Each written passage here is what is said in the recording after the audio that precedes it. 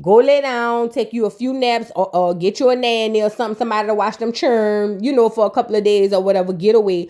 Go lay down, girl, because it's stressing you out. Don't let Safari have you looking out here. Girl, you look like you was 86 years old, girl. And I don't like this for you, Erica. And I'm not dragging on Erica, but I'm just saying, Erica, you look so bad, fat. I'm sorry. Y'all can drag me in the comments. She just do. She look bad. I'm not trying to be mean. I'm just trying to be funny, to be completely honest. But she do look a little aged.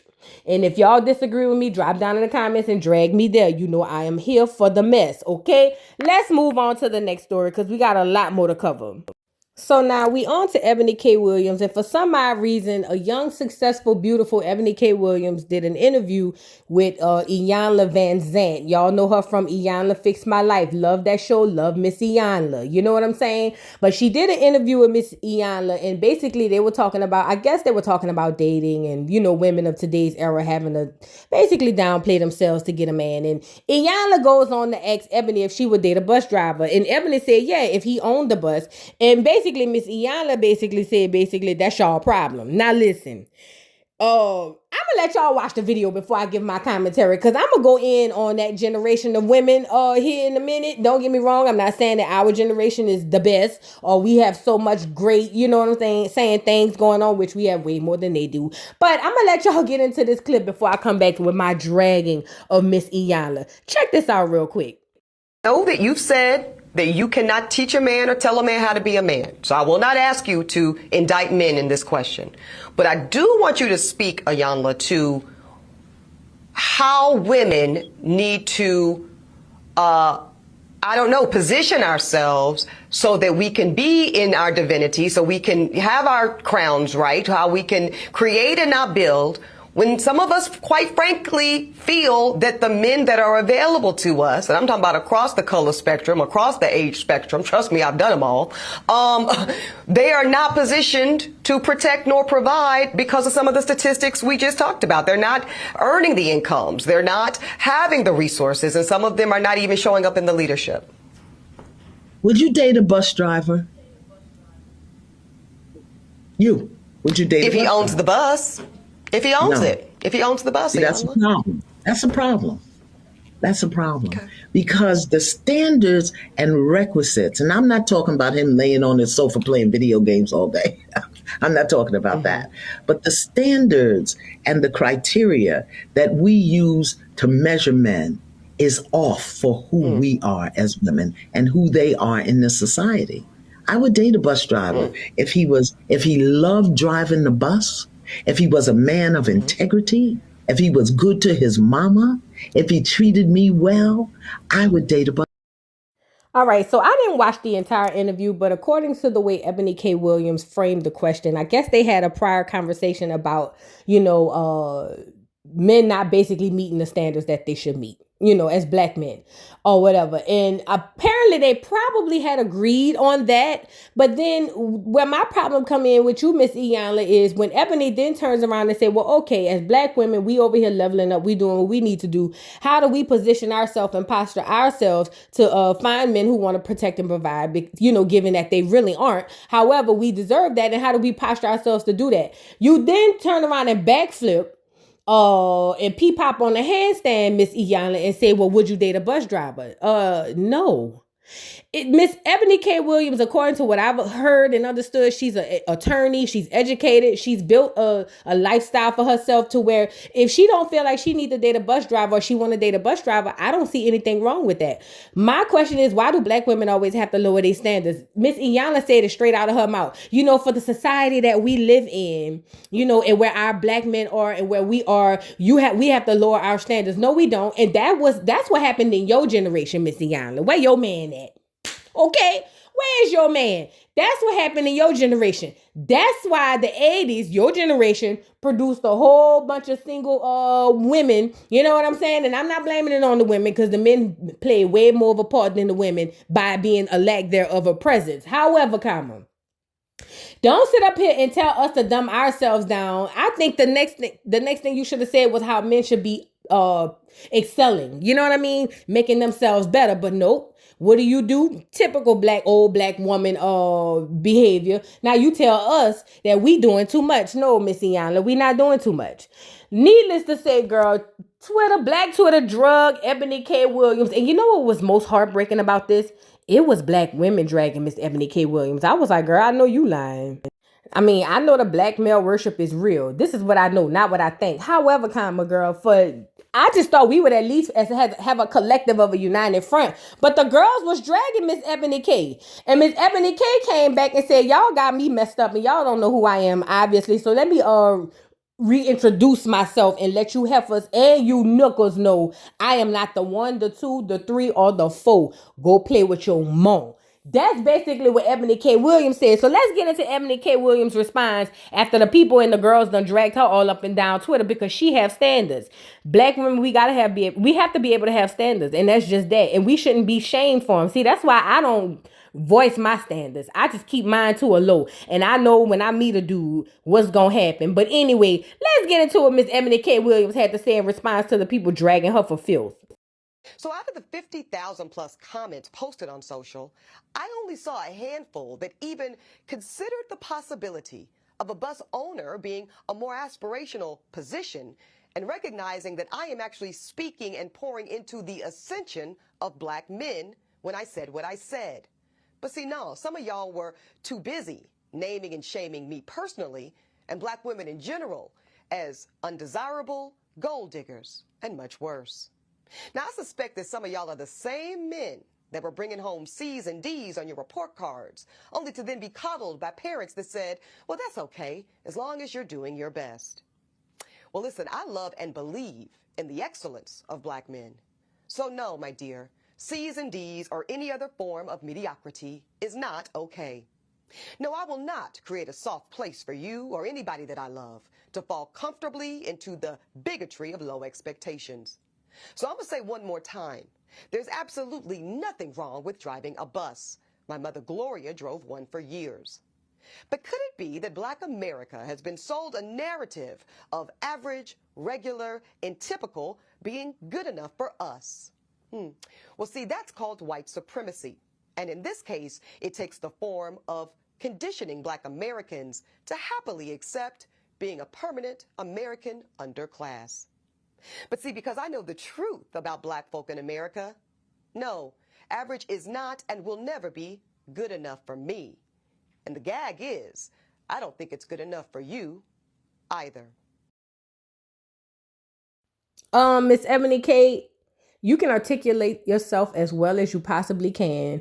Like you said, there were 50,000 plus comments of people trying to drag you for having a preference, for basically saying that you don't want your man to drive the bus, you want him to own the bus. You are not Miss Iyanla talking about as long as he treats me good and he loves driving the bus. Eboni said what she said. You know what I'm saying? And Eboni, you can articulate yourself and say you want the most and the best for black men and black women, but at the end of the day, you are speaking to the peanut gallery, girl. The internet is a place full of people who believe that that place is real. Now, listen, I'm not trying to say that those choices aren't real, because as we see in through statistics, obviously black women marry down. They choose down. That's just what it is, because there's more successful black women than there are per black men. Understandable. However, what's so wrong with uplifting our girls to have standards and boundaries and saying, hey, look, this is what I want. This is my preference. You know what I mean? We got to listen to men all day on the internet talk about their preferences. Why can't Miss Eboni K. Williams say she want a man to own the bus and not drive it? Why is it so wrong for her to encourage a man or want a man to be encouraged to own the bus instead of just driving it? That's where we are as a society, black people, black Twitter. I'm normally with y'all when y'all for the dragon, but y'all was down bad and dirty for this one. I stand with Miss Eboni K. Williams. If you want to have you a man who owned the bus instead of driving the bus, I would say 3 words: as you should. I encourage all women, especially black women, because I speak to them the most, have whatever, I don't give a damn what they say you can't get. Whatever you want, you gonna go after it and you gonna get it. You do it in any other spectrum. I don't see why you wouldn't do it right now. And don't let no old person like Miss Iyanla coming down there from the baby booming era who started this mess come and tell you wrong for wanting to say what you want to say and choose what you want to choose. You have every right to choose who you want at whatever level you want. Black girl, do your thing, black girl, and level up and open up y'all dating options. That means, that would help y'all not be so stuck in these type of situations. But anyway, let's move on to Jamie Foxx, girl. So now we have Jamie Foxx, girl. Jamie Foxx, unless y'all been living under a rock, y'all know he suffered a stroke a few weeks ago, and he has been hospitalized ever since. We have been getting mixed doggone results. He's doing okay. He's not doing okay. We need your prayers. We kind of don't need your prayers. We don't know what's going on with Mr. Jamie Foxx. I am a fan of Jamie Foxx, not like a stan. I'm not a Jamie meter or whatever y'all call, or one of the barbs, nothing like that. But I am a fan of his work. I'll just say that. And I am, for one, hoping that Jamie Foxx pulls through with all of this that he's going on. But that's not why we here. The reason we here is because as of today, they said Jamie Foxx had put up a post on Instagram thanking everybody for their well wishes. And I was perplexed because I had just looked at this doggone thing saying they need more doggone prayers. So who is running Jamie Foxx's Instagram and what is y'all trying to do? Let's get into this doggone post that Jamie Foxx allegedly posted today. So now the people is trying to get us to be convinced that this is Jamie Foxx and this is what he had said, 7 hours ago. But then 6 hours ago, they came back and said, we need more prayers. They said that Jamie said, and I'm saying they said because I got to see him actually writing a dog on Instagram post. But they said that Jamie said, appreciate all the love, feeling blessed. Well, then how come an hour later they around there telling us we need more prayers? We need to summon the prayer warriors. Somebody lying, girl. Now listen, I have a conspiracy theory brain. Y'all don't shoot me in the comments, but I have a conspiracy theory brain and I want to know what's going on. Why is Jamie Foxx in 1 second needing prayers and in the other moment saying that he's blessed? Something in the milk ain't clean. So I started scrolling through Twitter, because I needed a little bit more, to go off, you know what I'm saying, before I just go off, you know what I mean? So I rolled through Twitter and I found this video about this conspiracy theory. Now, allegedly, this what they say, girl. This ain't me. This what they say. Now, allegedly, they said that Jamie Foxx was intertwined in that stuff between Leonardo DiCaprio, girl, and Prizewell from strumming my pain with his fingers. If y'all don't know, Prizewell was from the Fugees, and they said instead of him killing you softly with his song, he was recording you hardly with your voice. Girl, listen, I need some answers. Now the people is saying that that Jamie Foxx is intertwined into some beef, not beef, but he's supposed to be testifying, on Leonardo DiCaprio. He got a case against somebody, girl. I'm about to play the little video here right quick for you. But Prizewell, one time, singing my life with his words. Two times, recording me hardly with my voice. Recording me hardly with my voice. I don't like it. Prizewell, you cannot come back to the hood. I don't think you was ever there anyway, because they say y'all from Haiti or somewhere. I don't know. But Prizewell, you a whole nother subject for another day. Let's get back into Jamie Foxx. So this is what they said. Now, this ain't me. This is what they said on Twitter. I'm going to let y'all hear the video, what they said the conspiracy might be. Listen to this. You know how Jamie Foxx just went to the hospital, right? Yeah, I've been following that. Okay. I was worried about him. Okay, so you know how Leonardo DiCaprio had a hearing against Obama, right? Yeah. So the guy Jolo, he was in contact with a lot of different actors and a lot of different people. Got to think back 2012. What if what happened to Jamie Foxx has something to do with the Obama shit? Anybody really talk about the Obamas? It's like, check this out. So it starts with Jolo, right? Jolo, who's connected to the Fijis, right? the Fugees, yeah. The Fugees, who's connected to DiCaprio, right? Mm-hmm. And you said it's 2012. Yeah. And somehow Jamie Foxx is going to be in this mix, right? Yep. What movie came out in 2012? Django Unchained. Who's in Django Unchained? Jamie Foxx and Leonardo DiCaprio, bro. Got him. The implications are crazy, bro. Red alert. So yeah, girl, they said that the dude Jolo, not J-Lo, Jolo has something going on with Leo DiCaprio, and the Obamas, girl. They trying to say the Obamas done tried to hang Jamie Foxx at high noon. And I'm here like, oh my God, not Barack and Michelle, Lord. No, Lord, not Barack and Michelle.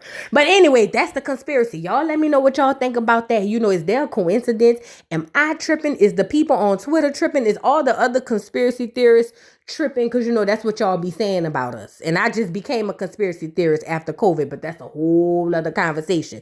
But yeah, y'all let me know what y'all think. And y'all send y'all prayers up for Jamie. Jamie don't deserve this. And Priswell, I got my eyes on you. You better not show your ugly face nowhere around nobody black. We don't want to see you. We don't want to hear you. And we damn sure don't want to find you. Let's move on. So now we move into the final story, girl.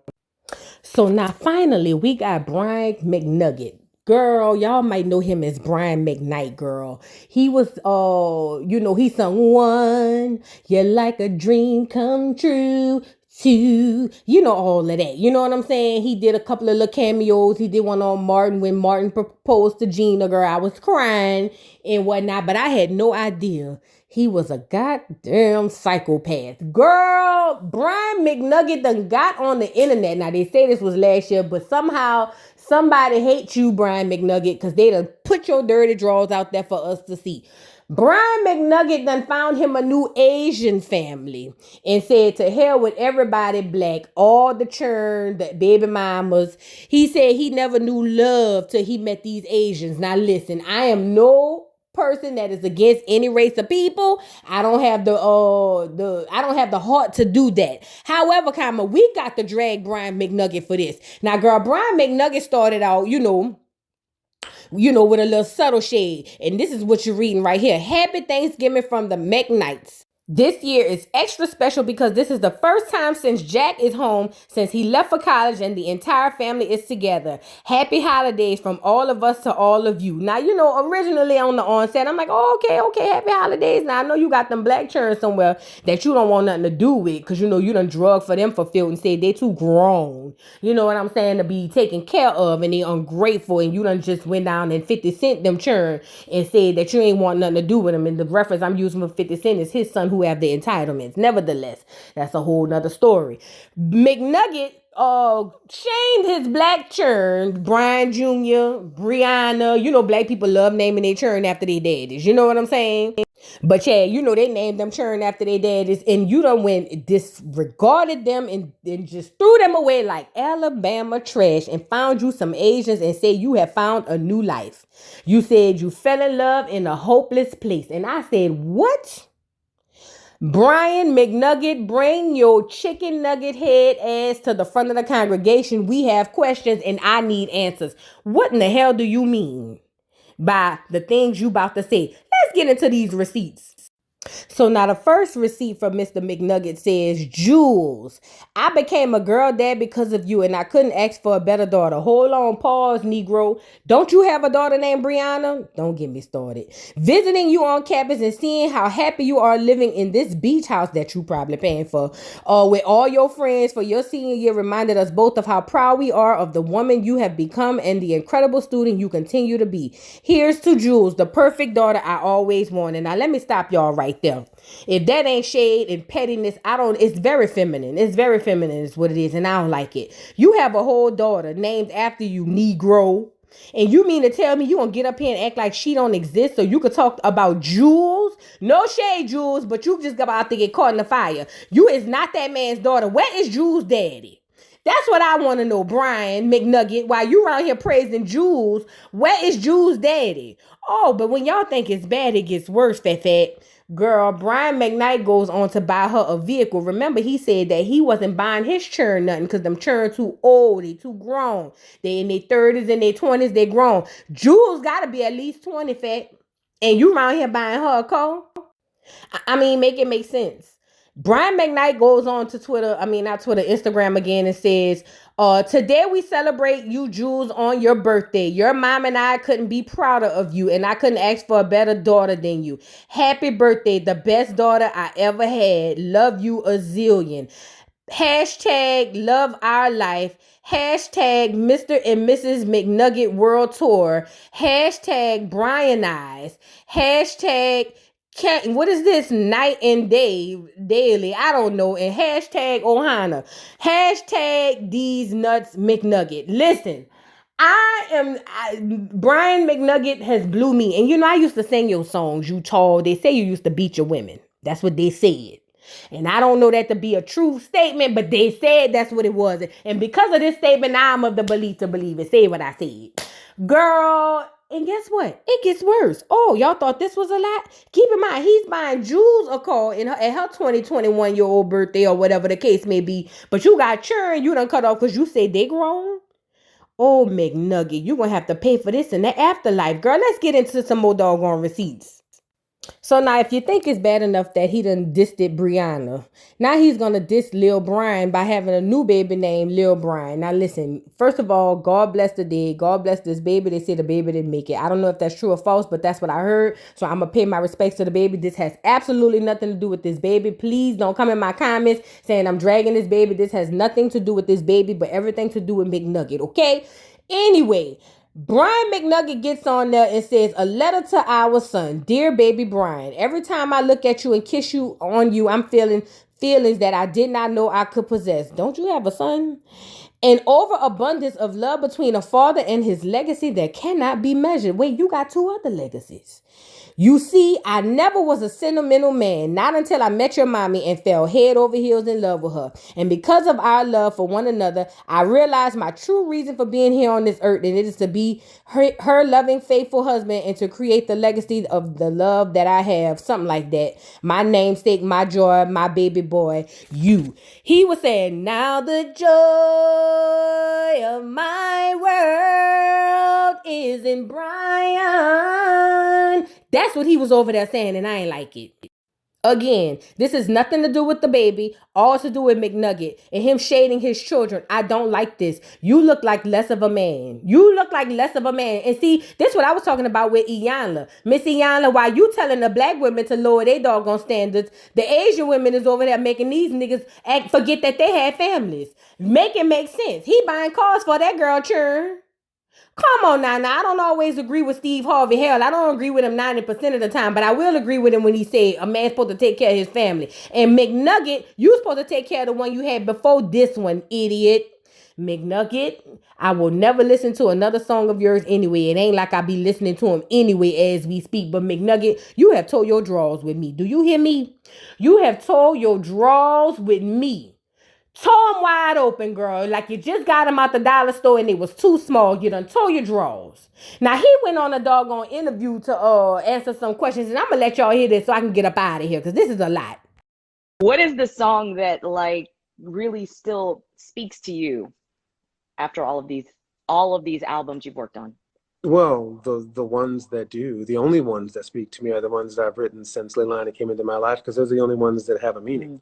Wow. Sure, there were big hits before then, but they weren't based on anything because I never even liked anyone before I met her. Oh, wow. The first time I felt my heartbeat was the day that she came into my life. So everything that I wrote before then wasn't based on anything romantic. It was just, it was arithmetic. I have this many notes and this many syllables, and that's what I have to work with. But these 3 albums that I've done since we met, every single song it has a meaning, it has a story, it has something that's near and dear to my heart. What is the song that, like, Leilani, you in danger, girl. Now that's the wife. Leilani, go lay, whatever your name is, you in danger, girl. This fool just got on the doggone internet and said he didn't have a heartbeat till he met you, girl. He is almost 50-some-odd years old. You mean to tell me he been flopping around like a dead fish and you brought him back to life? Girl, you better get your money, get your coins, and run, Lay, take your churn and run. The nigga is crazy. He done lost it. This nigga done lost it. I don't care what nobody say. He said he ain't even feel nothing. All them songs where we thought you was sincere, you lying son of a you know what? You lied to us. I thought because you had a soft voice, you was one of the nice ones. But like I said, now I believe you was beating on them women. Talking about you ain't had no heartbeat. You ain't feel nothing till you met Leilani at 58 years old. Lay. You better go run. Don't lay. Run. Normally I tell people to go lay. Lay. I'm telling you to go run. The nigga is bad shit crazy. Say what I said. Y'all drop down in the comments and let me know, because this done made my nerves bad. He ain't had no feelings and no heartbeat.